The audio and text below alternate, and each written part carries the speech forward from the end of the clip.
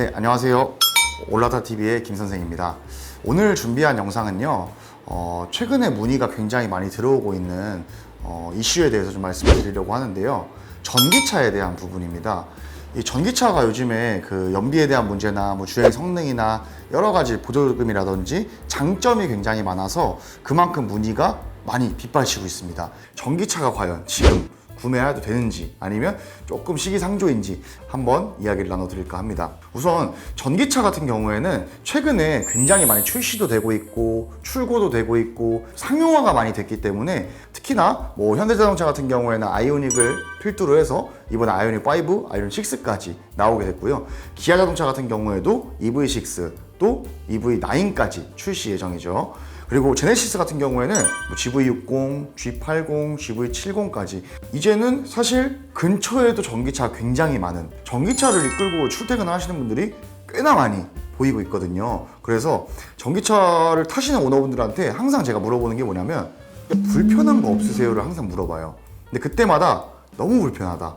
근데 이유를 물어보면 항상 충전 때문에 많이 불편해 하신다고 하더라고요. 전기차에 사실 가장 커다란 장점 중에 하나가 주유를 하는 것보다는 훨씬 저렴하고 또 출력 자체도 안정성이 굉장히 생겼기 때문에 많이들 좋아하고 계시는데 맨날 뭐 충전하고 있는데 충전 그 순번 때문에 싸우고 충전 다 됐는데 안 빠지니까 또 그것 때문에 그거대로 화가 나고 아직 충전 인프라가 많이 부족하다라는 얘기를 항상 해주시거든요. 그렇기 때문에 이 충전에 대한 리스크는 안고 가셔야 될 것 같아요. 또 두 번째 이유는 보조금에 대한 이야기를 많이 하세요. 어떤 분들은 나는 보조금을 너무 많이 받아서 만족하면서 탄다.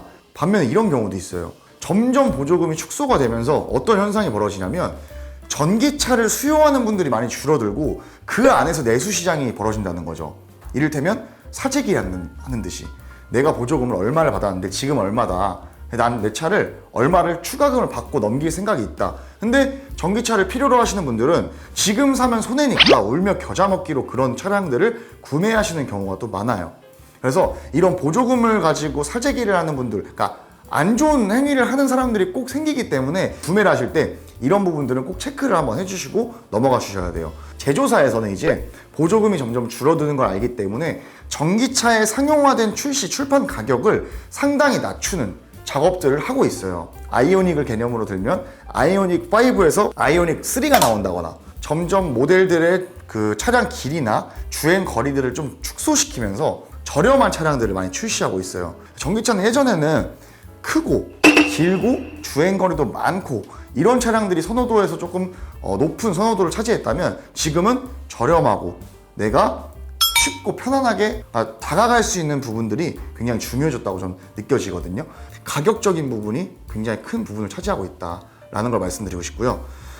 전기차를 지금 그러면 추천을 하느냐 안 하느냐에 대한 부분을 말씀을 드리면 저는 사실 예산이나 내가 어느 정도 탈 운영 계획이 있으신지에 대한 부분이 중요할 것 같아요. 지금 보조금 현황이라든지 아니면 내가 주행하는 주행거리가 출퇴근 정도로만 이용하시는 분들이라면 사실 저는 전기차가 굉장히 좋은 선택이 될 수 있다고 생각을 해요. 하지만 장거리 출장이 많으시거나 내 출퇴근 거리가 상당히 멀어서 충전에 많은 시간을 소비하시는 분들 같은 경우에는 아직까지 전기차를 타시기에는 조금 비추천드린다. 왜? 하이브리드라는 너무 좋은 대체제가 있기 때문이에요. 연비가 좋으니까 나는 주행거리가 많으니까 연비 좋은 차 타야 돼.